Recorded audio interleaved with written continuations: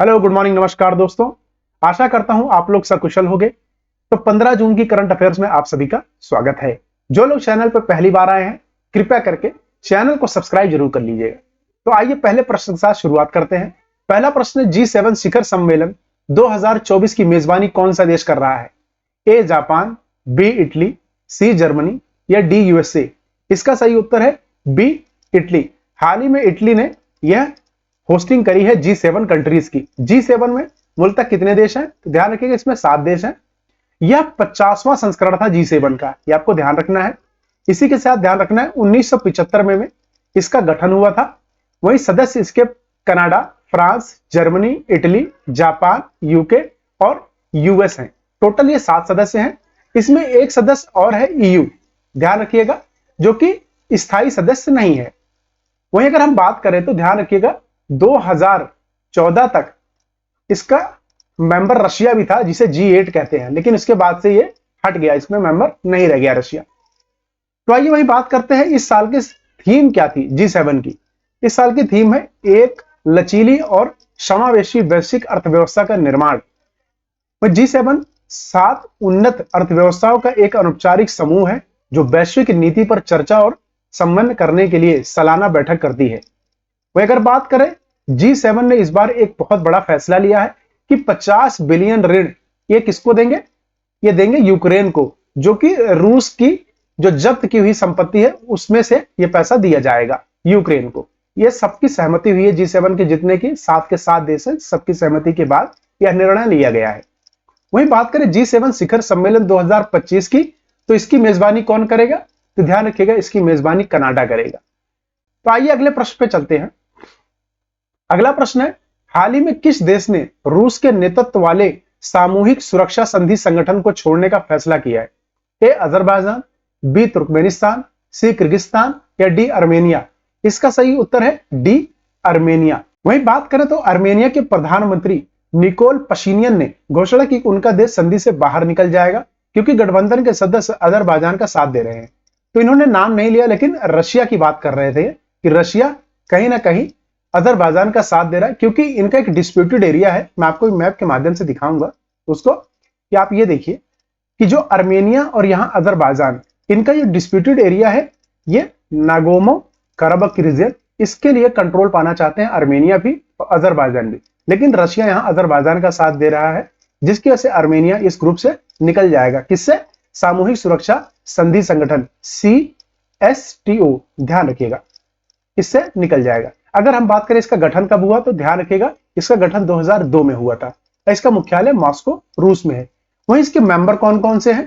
तो ध्यान रखिएगा, यह यूरेशिया में एक अंतर सरकारी सैन्य गठबंधन है, जिसमें 6 सोवियत संघ के बाद के राज्य शामिल हैं। सोवियत संघ का विघटन 1991 में हो गया था, जिसके बाद यह कई देशों में टूट के बिखर गया था सोवियत संघ। ठीक है, बात हो रही है सोवियत यूनियन की। तो उसके बाद इन्हीं सब देशों में से 6 देशों ने इसको ज्वाइन किया था, अर्मेनिया, बेलारूस, कजाकिस्तान, किर्गिस्तान, रूस और तजाकिस्तान। इसमें रूस सबसे लीडिंग पावर है, ध्यान रखिएगा।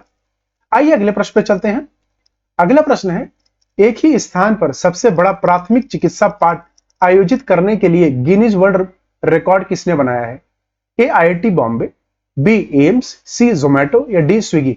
हाल ही में जोमेटो ने यह ऑर्गेनाइज किया था, जिसमें 30,000 के आसपास इन्होंने अपने जो राइडर्स हैं उनको ये प्रोवाइड करवाया है, उनको एक लेसन दिया है कि आप कैसे फुटपाथ पे पड़े या रोड साइड पड़े लोगों की आप इमरजेंसी के टाइम मदद कर सकते हैं। तो ध्यान रखिए, उसके लिए इनको पूरी फर्स्ट एड की जानकारी दी गई है कि फर्स्ट एड किट आपको दी जाएगी, आप फर्स्ट एड किट लोगों को इमरजेंसी के टाइम दे सको। वहीं जोमेटो ने मुंबई में अपने 30,000 डिलीवरी पार्टनर से मैंने आपको बता ही दिया है। तो इसका प्रशिक्षित करने का कारण यही था कि जोमेटो के जो कर्मचारी हैं उनको कहीं ना कहीं देश से जोड़ना है, इनको देश की जिसे कहते हैं कि सुविधा में इनको जोड़ना है। इसी के कारण यह आयोजन किया गया था। वही अगर बात करें जोमेटो के संस्थापक और CEO की, तो दीपेंद्र गोयल हैं, ये ध्यान रखिएगा। अच्छा, ब्लिंकिट भी इन्हीं की कंपनी है, ये भी आपको थोड़ा ध्यान रखना है। आइए अगला प्रश्न देखते हैं। अगला प्रश्न है, कौन सा देश अंतरराष्ट्रीय पर्यटन मेला 2024 की मेजबानी करेगा? तो ध्यान रखिएगा, इसके अंदर हाल ही में 16 देश पार्टिसिपेट करेंगे। उसमें 16 में से ये पूछा गया कौन सा देश इसको आयोजित कर रहा है? ए नेपाल, बी भूटान, सी इंडिया या डी कोरिया? इसका सही उत्तर है ए, नेपाल इसकी मेजबानी करेगा। और ध्यान रखिएगा 2024 का संस्करण है, ठीक है। और हो कहां रहा है? काठमांडू में। देखिए काठमांडू में हो रहा है। काठमांडू क्या है? ये नेपाल की कैपिटल है, ये ध्यान रखिएगा, ठीक है। कैपिटल ऑफ नेपाल, ये आपको ध्यान रखना है। उसी के साथ यह देख लीजिए कि काठमांडू वैश्विक पर्यटन, सतत विकास और सांस्कृतिक आदान प्रदान को बढ़ावा देने के उद्देश्य से अंतरराष्ट्रीय पर्यटन मेले की मेजबानी कर रहा है। इसमें 16 देश हिस्सा लेंगे। वहीं अगर हम बात करें नेपाल के, तो राष्ट्रपति कौन है? रामचंद्र पौडेल। और इसके पीएम कौन है? पुष्प कमल दाहाल। ध्यान रखिएगा, इस चीज को कई बारी पूछ लिया जाता है। वहीं दक्षिण एशिया की पहली क्रॉस बॉर्डर पेट्रोलियम उत्पाद पाइपलाइन जो कि भारत ने बिछाई थी, कहां से कहां था? तो ध्यान रखिए, बात हो रही है दक्षिण एशिया की पहली क्रॉस बॉर्डर। तो मोतिहारी से लेके, मोतिहारी कहां है? हमारे इंडिया में। इंडिया में किस जिले में? आप कमेंट करके बताइए, डिस्ट्रिक्ट बताइए और स्टेट बताइए, कमेंट करिए। नेपाल में कहां पे? अखलेखगंज, ये ध्यान रखिएगा, अमलेखगंज। ये क्वेश्चन आ चुका है यूपीपीसीएस में, आप इसको ध्यान रखिए, यूपीपीसीएस में क्वेश्चन पूछा जा चुका है। वही संयुक्त सैन्य अभ्यास सूर्य किरण हम नेपाल के साथ करते हैं, यह भी आपको ध्यान रखें। कैसा है? सैन्य अभ्यास है। भारत सेना की गोरखा रेजिमेंट में नेपाल से भर्तियां की जाती हैं प्रतिवर्ष, यह भी आपको ध्यान रखना है। वही अगर हम बात करें सबसे बड़े डिस्प्यूटेड एरिया की, जो कि इंडिया और नेपाल के बीच में है, तो ध्यान रखिए वो कौन सी है? वो है एक तो काला पानी, दूसरा लीपू लेक, तीसरा लिम्पियाधुरा। अभी हाल ही में काला पानी और लीपू लेक ये इंडिया कंट्रोल कर रहा है, ध्यान रखिएगा, इंडिया के कंट्रोल में। वहीं लिम्पियाधुरा नेपाल के कंट्रोल में है। अच्छा, एक बहुत ही इंपॉर्टेंट पार्ट इसमें यह है कि जो लीपू लेक और काला पानी ये जो एरिया है ना, ये काली रिवर के पास जो है, तो ये जो बहुत स्ट्रेटेजिकली बहुत ही इंपॉर्टेंट एरिया है, क्योंकि ये ट्राई जंक्शन एरिया है। मतलब 3 देश यहां से मिलते हैं, एक तो इंडिया, ठीक है, दूसरा नेपाल और तीसरा चाइना। इसलिए ट्राई जंक्शन होने की वजह से, 3 देशों की होने की वजह से ये बहुत ही स्ट्रेटेजिकली इंपॉर्टेंट हो जाता है। ये देखिए, ये रहा चाइना, ये आपका नेपाल, ये इंडिया। तो ये पार्ट जो काला पानी वाला बहुत ही इंपॉर्टेंट है। आइए अगला प्रश्न देखते हैं। अगला प्रश्न है, हाल ही में प्रकाशित ग्लोबल पीस इंडेक्स 2024 में भारत की रैंकिंग क्या है? तो ध्यान रखिए कि इसकी रैंकिंग ए 121, बी 110, सी 116 या डी 135। अभी हाल ही में पब्लिश इंडिया की रैंकिंग है 116, 116, ध्यान रखिएगा। वहीं इसको पब्लिश कौन करता है? तो institute of economics and peace, IEP, ये ध्यान रखना, बस इतना याद रखिए। इप को कौन क्या पब्लिश करता है? तो पीस, लास्ट में पी आया ना, तो पी से पीस याद रखिएगा। इसमें टोटल कितने देशों की सूची तैयार होती है? 163 देश। मोस्ट पीसफुल कंट्री कौन सी है? अगर सबसे शांतिपूर्वक देश कौन सा है? पहले नंबर पे आइसलैंड है, दूसरे पे आयरलैंड है, तीसरे पे ऑस्ट्रिया है, ध्यान रखिए ऑस्ट्रिया। वहीं लीस्ट पीसफुल कंट्री कौन सी है? सबसे ज्यादा कोलाहल मची रहती है किस देश में? तो ध्यान रखिए यमन में है, अभी हाल ही में यमन आया है। तो यमन की रैंकिंग 163 मान लीजिएगा। इंडिया की रैंकिंग 2023 में क्या थी? 126वीं। आइए इसी के साथ मोस्ट इंपॉर्टेंट जितने भी इंडेक्सेस उनकी रैंकिंग देख लेते हैं, इंडिया की क्या है। ध्यान रखिए, इंडिया की रैंकिंग देख लेते हैं एक बारी, फटाफट रिवाइज कर लेते हैं। लोकतंत्र सूचांक, इकोनॉमिक इंटेलिजेंस यूनिट इसको पब्लिश करता है। 2023 में इंडिया की रैंकिंग थी 104 और नॉर्वे नंबर 1 पे था। वहीं वैश्विक बौद्धिक संपदा सूचांक यूएस चैंबर्स ऑफ कॉमर्स इसको पब्लिश करता है। 2024 की बात कर रहे हैं हम, तो इंडिया की रैंक है इसमें 42 और यूएसए नंबर 1 पे है। वहीं जेंडर इनइक्वालिटी इंडेक्स, अच्छा जेंडर इनइक्वालिटी इंडेक्स से आप क्या समझते हो कि मतलब मेल और फीमेल में कितना इनइक्वालिटी है। जैसे कि अगर लोकसभा का चुनाव देखें तो इस साल लोकसभा के चुनाव में कितने महिलाएं गई हैं सिलेक्ट होके, इलेक्ट होके? तो 71, जो कि ध्यान रखिएगा 14% से बहुत ही कम है। ये अमूमन 13.2% है। कितना? 13.2% है टोटल का, ध्यान रखिएगा। वही इंडिया की रैंकिंग है 108 और डेनमार्क की नंबर 1। मानव विकास सूचांक बात कर रहे हैं, बहुत ही इंपॉर्टेंट है, ह्यूमन डेवलपमेंट इंडेक्स जिसे कहते हैं, यूएनडीपी पब्लिश करता है 2022 का, भी 23-24 नहीं आया। तो इंडिया की रैंक है इसमें 134, कई बार क्वेश्चन पूछा जा चुका है। स्विट्जरलैंड नंबर 1 पे है। वहीं वर्ल्ड प्रेस फ्रीडम इंडेक्स में बात करें तो रिपोर्टर्स विदाउट बॉर्डर पब्लिश करता है। इंडिया की रैंक है 159, नॉर्वे की रैंक 1 है। वही travel and tourism development index world economic forum publish करता है। 2024 की रैंकिंग में इंडिया 39वें नंबर पे है, यूएसए नंबर 1 पे है। ग्लोबल सिटीज इंडेक्स 2024 की बात करें तो इसे न्यूयॉर्क पब्लिश करता है, तो ठीक है, न्यूयॉर्क नंबर 1 पे है सॉरी, और दिल्ली की रैंकिंग 350वीं है। एनवायरमेंटल परफॉर्मेंस इंडेक्स 2024 की बात करें तो इंडिया की रैंक है 176, एस्टोनिया की रैंक 1 है। वही सिप्री जो कि आर्म्स की रिपोर्ट करता है कि कौन सा कितना आर्म्स किस देश ने खरीदा और किस देश ने कितना बेचा, तो इसमें इंडिया टॉप इंपोर्टर है और टॉप एक्सपोर्टर है यूएसए। ग्लोबल यूनिफॉर्म इंडेक्स की बात करें, हुरून पब्लिश करता है इसको। 2024 में इंडिया की रैंकिंग है 3। यूएस की ध्यान रखिए, यूएस नंबर 1 है और चाइना नंबर 2। वही करप्शन परसेप्शन इंडेक्स की बात करें तो ट्रांसपेरेंसी इंटरनेशनल पब्लिश करता है और इंडिया की रैंक है 93 और डेनमार्क की 1। साइबर क्राइम इंडेक्स की तो इंडिया की रैंक है 10 और इसमें टॉप कौन क्या है, यूएसए। सबसे ज्यादा क्राइम कहां पर है। विश्व खुशहाली रिपोर्ट की बात करें तो वर्ल्ड हैप्पीनेस रिपोर्ट की तो United nation sustainable development and solution network publish करता है। इंडिया की रैंक है 126 और फिनलैंड इसमें नंबर 1 पे है। ग्लोबल फायर इंडेक्स की बात करें तो इंडिया की 4th रैंक है, टॉप इसमें यूएसए है। बिजनेस एनवायरमेंट रैंकिंग की बात करें तो again economical intelligence unit publish करता है, इंडिया की रैंक है 51, सिंगापुर नंबर 1 पे है। टॉम ट्रैफिक इंडेक्स मतलब कहां का ट्रैफिक कितनी आसानी से मूव करता है, तो 2023 में पब्लिश हुआ था। इसमें रैंक नंबर 1 पे लंदन है और बेंगलुरु की रैंक 6 है, ध्यान रखना। वही स्वच्छ सर्वेक्षण 2023 की बात कर रहे हैं, अब हम इंडिया की बात कर रहे हैं, तो इसमें रैंक बनाई इंदौर और सूरत, 2 राज्य हैं, इसमें ध्यान रखिएगा। वहीं 1 लाख से कम आबादी में शाश्वत जो कि महाराष्ट्र में सबसे स्वच्छ छावनी बोर्ड है और महू छावनी बोर्ड राज्यों में है, एमपी, ध्यान रखिएगा। वहीं सबसे स्वच्छ गंगा शहर कौन सा है, वाराणसी और प्रयागराज, दोनों एक में ही है, मतलब नंबर 1 पे है। सफाई मित्र शहर की बात करें तो चंडीगढ़ है। चंडीगढ़ किनकी राजधानी है, तो ध्यान रखिएगा, एक हरियाणा और दूसरा पंजाब, ये आपको ध्यान रखना है। वही हिंद तेंदुआ रिपोर्ट 2023 की बात करें तो टोटल तेंदुए भारत में है 718 और सबसे ज्यादा कहां है, लद्दाख में, और सबसे कम जम्मू एंड कश्मीर में। आइए अगले प्रश्न पे चलते हैं। अगला प्रश्न, समाचारों में प्रकाशित होने वाली मुर्सान लाल और हिल्सा किससे संबंधित है। A new species, B craters on Mars, C new minerals या डी बुक ऑन फिशेस। इसका सही उत्तर है बी। अभी हाल ही में मंगल ग्रह पे ये क्रेटर्स पाए गए हैं, उन्हीं का नाम है, तो ध्यान रखिएगा। इसी के साथ बात कर लेते हैं, हाल ही में अहमदाबाद स्थित भौतिक अनुसंधान प्रयोगशाला द्वारा शरद, जिसकी फुल फॉर्म है मार्स शैलो रडार साउंडर की मदद से यह क्रेटर्स खोजे गए हैं। तीनों क्रेटर लाल ग्रह के, लाल ग्रह किसको कहते हैं, मार्स, ध्यान रखिएगा, मार्स के थारसिस ज्वालामुखी क्षेत्र के पास है। यूपी के हाथरस जिले में मुदरसन कस्बे के नाम पे रखा गया है और बिहार के नालंदा जिले में हिल्सा शहर के नाम पे रखा गया है इसका नाम। और वहीं प्रोफेसर देवेंद्र लाल जो कि 1972 से 1983 पीआरएल के निदेशक थे, उनके नाम पे तीसरा क्रेटर रखा गया। तो अगर हम बात करें कि इनका नाम अप्रूव कौन करता है, तो ध्यान रखिए इंटरनेशनल एस्ट्रोनॉमिकल यूनिट करता है, जिसकी स्थापना 1919 में हुई थी और इसका मुख्यालय है पेरिस, जो कि फ्रांस की राजधानी है। ध्यान रखिए फ्रांस की कैपिटल है।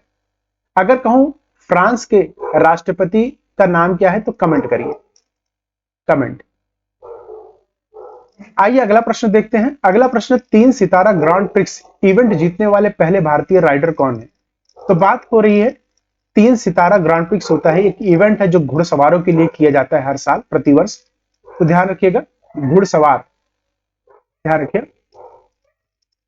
तो इसमें ए जूलियन जैरिच या बी श्रुति वोरा या सी चंद्रशेखर या डी अनुष अग्रवाल। इसका सही उत्तर है बी। हाल ही में श्रुति वोरा ने यह खिताब अपने नाम किया है।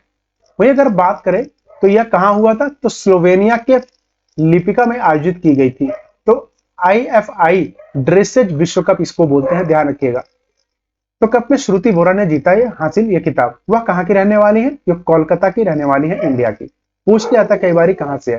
तो इसके साथ साथ इन्होंने पेरिस ओलंपिक में भी क्वालिफाई कर लिया। ये इंडिया के लिए बहुत बड़ी खबर है, ध्यान रखिए, very big achievement for India, ठीक है, वेरी बिग अचीवमेंट, ये मैं आपको बोल रहा हूं, क्योंकि पहली बार है किसी ने ऐसा अचीवमेंट किया है। ये इनकी तस्वीर है, कई बार तस्वीरें बहुत कुछ बयां कर देती हैं, ध्यान रखिएगा। अगर हम बात करें इसका गठन कब हुआ था, FIA की बात कर रहे हैं। घुड़सवारी अंतरराष्ट्रीय महासंघ की बात कर रहे हैं। इसका 1921 में हुआ था। इसका मुख्यालय है लाजेन, स्विट्जरलैंड में, ध्यान रखिएगा। आइए अगले प्रश्न देख लेते हैं। अगला प्रश्न है, हाल ही में महान सरोद पंडित राजीव तारानाथ का 91 वर्ष की आयु में निधन हो गया। वह किससे संबंधित है? ए डांस, बी पत्रकारिता, सी संगीत या डी आर्ट, कला में। तो ध्यान रखिए, इसका सही उत्तर है सी म्यूजिक, संगीत से यह ताल्लुक रखते थे, ध्यान रखिएगा। वही अगर बात करें, ये देखिए, ये इनकी तस्वीर है और हाथों में वीणा है, साक्षात सरस्वती मां को रिप्रेजेंट कर रहे हैं। तो यह कुंपे कुनक मैसूर कर्नाटका के थे और वह सोनिया मेहर घराने से थे। कई बार ये घराना पूछ लिया जाता है। तो देखिए, हमारे भारत में दो तरह की म्यूजिक होती है, ठीक है, 2 टाइप्स ऑफ म्यूजिक, ठीक है, 2 टाइप की म्यूजिक है। तो पहला कौन सा है, ध्यान रखिएगा। तो पहला है आपका हिंदुस्तानी म्यूजिक। कौन सा है? हिंदुस्तानी। और दूसरा कौन सा है हमारा? दूसरा अपना कार्नेटिक म्यूजिक। तो हिंदुस्तानी कहां है? नॉर्थ इंडिया में। और कार्नेटिक कहां होता है? साउथ इंडिया में। ये आपको ध्यान रखना है। भाई 2019 में इन्हें पद्मश्री पुरस्कार दिया गया था और 2000 में संगीत नाटक अकादमी पुरस्कार, 2018 में इन्हें संगीत विद्वान पुरस्कार और 2019 में नदोजा पुरस्कार इनको सम्मानित किया गया था। वही भारत में संगीत की जड़ें भारत के नाट्य शास्त्र से जुड़ी हुई हैं, ये ध्यान रखिएगा। और हिंदुस्तानी संगीत में इस्तेमाल किए जाने वाले संगीत वाद्य यंत्र मतलब कौन कौन से यंत्र हैं? तो ध्यान रखिए, तबला, सारंगी, सितार, संतूर, बांसुरी, ये मुख्यतः यूज किए जाते हैं इंडियन म्यूजिक में, हिंदुस्तानी म्यूजिक में, आपको ध्यान रखें। आइए अगला प्रश्न देखते हैं। अगला प्रश्न है, हाल ही में किस बैंक को डिजिटल वॉलेट सेवाओं की पेशकश करने के लिए RBI की मंजूरी मिली है? ए स्विगी, बी एयरटेल बैंक, सी पेटीएम बैंक, डी जुपिटर। तो ध्यान रखिए, अभी जुपिटर मनी को ये लाइसेंस प्राप्त हुआ है RBI के द्वारा। अगर बात करें डिजिटल वॉलेट सेवाएं होती क्या है? यह ग्राहकों को प्रीपेड खाते के माध्यम से UPI भुगतान, धन हस्तांतरण और अन्य लेन देन करने में सक्षम बनाती है। वहीं जुपिटर प्रीपेड भुगतान उपकरण PPI की सेवाएं भी जारी करेगा। अच्छा, अगर PPI की बात करें तो ये क्या है? जिसे प्रीपेड कार्ड या संग्रहित मूल्य कार्ड, खासकर आपने देखा होगा याद ना, गिफ्ट कार्ड्स बोलते हैं, भैया गिफ्ट कार्ड है। तो आपने देखा Amazon गिफ्ट कार्ड, ठीक है, फ्लिपकार्ट गिफ्ट कार्ड, तो ये गिफ्ट कार्ड्स होते हैं, इन्हीं को PPI कहते हैं। क्वेश्चन पूछा जा सकता है, इंपॉर्टेंट है। वहीं इसके संस्थापक कौन है? बात कर रहे हैं जुपिटर की, तो जितेंद्र गुप्ता है। और वहीं RBI की बात करें तो RBI का गठन 1935 में हुआ था और यहाँ के गवर्नर कौन है RBI के? शक्तिकांत दास, ध्यान रखिएगा। आइए अगला प्रश्न देखते हैं। अगला प्रश्न है, जनरेटिव आर्टिफिशियल इंटेलिजेंस जेन AI पर अंतरराष्ट्रीय सम्मेलन 2024 की मेजबानी कौन करेगा? ए बेंगलोर, बी गुड़गांव, सी कोच्चि या डी चेन्नई। इसका सही उत्तर है सी कोच्चि। कोच्चि कहां पर है? केरला, ध्यान रखिएगा, केरला में स्थित है कोच्चि। तो इस साल की मेजबानी जनरेटिव AI पर कोच्चि करेगी। उसी के साथ आइए मोस्ट इंपॉर्टेंट आर्टिफिशियल इंटेलिजेंस पे बेस्ड क्वेश्चंस को फटाफट देख लेते हैं। दुनिया का पहला AI सॉफ्टवेयर इंजीनियर कौन है? डेविन, ध्यान रखिए, किसने बनाया है? कॉग्निशन। AI सुरक्षा पर पहला शिखर सम्मेलन कहां हुआ था? यूके के ब्लेचले में हुआ था 2023 में। AI सुरक्षा पर दूसरा शिखर सम्मेलन कहां हुआ था? सियोल दक्षिण कोरिया की राजधानी है, 2024 में। वहीं किस AI ने आर्टिफिशियल इंटेलिजेंस के मोदी के भाषणों को तमिल में अनुवाद किया था? तो भाषिन लाई ने। वहीं सुप्रीम कोर्ट की भी AI आधारित क्षेत्रीय भाषा अनुवाद उपकरण लॉन्च किया था, उसका नाम था सुभाष, ध्यान रखिएगा, सुभाष। वहीं ओला ने भारत का पहला AI मॉडल लॉन्च किया था जिसका नाम था कृत्रिम। जनरेटिव AI प्लेटफॉर्म टोपाज किसने विकसित किया है? इन्फोसिस नारायण मूर्ति, ध्यान रखिए, नारायण मूर्ति की कंपनी, ठीक है। अगला है ओपन AI, किसका है? Chat GPT। जैसे GPT की फुल फॉर्म भी ध्यान रखिए, जनरेटिव प्री ट्रेन ट्रांसफॉर्मर। वही रशिया का AI का क्या नाम है? Giga chad. किसने AI और DC प्रोग्राम लॉन्च किया है? तो माइक्रोसॉफ्ट ने लॉन्च किया है, ये आपको ध्यान रखना है। इसके संस्थापक कौन है? तो बिल गेट्स है, आपको ध्यान रखना है, तो ठीक है, इसके बिल गेट्स हैं। और साथ में ही इसके CEO कौन है?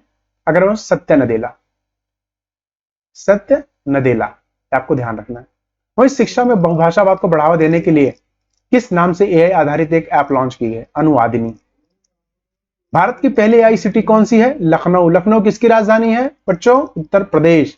देश का पहला एआई रोबोटिक्स पार्क कौन सा बनेगा? कहां पर बनेगा? तो देखिए आर्ट पार्क नाम होगा इसका, बेंगलुरु में लॉन्च होगा, जो कि कर्नाटका में है। कर्नाटका में है, ध्यान रखिएगा। वही रिलायंस हनुमान नाम से एआई चैटबॉट लॉन्च करेगा। भारत का पहला एआई स्कूल कहां है? तिरुवनंतपुरम, जिसका नाम है शांतिगिरी विद्या भवन। भारत में विश्व के पहले एआई संचालित एंटी ड्रोन सिस्टम को लॉन्च किया, नाम है उसका इंद्रजाल, ये आपको ध्यान रखना है। वही एआई गॉडफादर किसको कहते हैं? Very important question, Geoffrey Hinton को कहते हैं।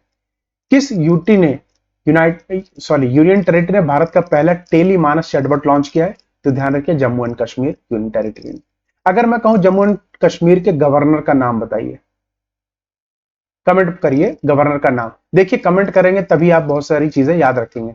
तो ध्यान रखिएगा मनोज सिन्हा नाम है, ठीक है, मनोज सिन्हा, ये आपको ध्यान रखना है। अच्छा चलिए आज एक आपको एक्सरसाइज में मैं प्रश्न देता हूं, ठीक है, आप बताइए इस प्रश्न का। अगर मैं कहूं तो सबसे पहला एआई मॉडल कौन है? सबसे पहला एआई मॉडल। दूसरा प्रश्न है सबसे पहला एआई सिटीजनशिप किस देश ने दी गई है? एआई सिटीजनशिप किस देश में दी गई है? इसी के साथ यह संस्करण पूरा हुआ। आप सभी का धन्यवाद। कल फिर मिलते हैं नए वीडियो के साथ। तब तक के लिए आप अपना ख्याल रखिए। धन्यवाद।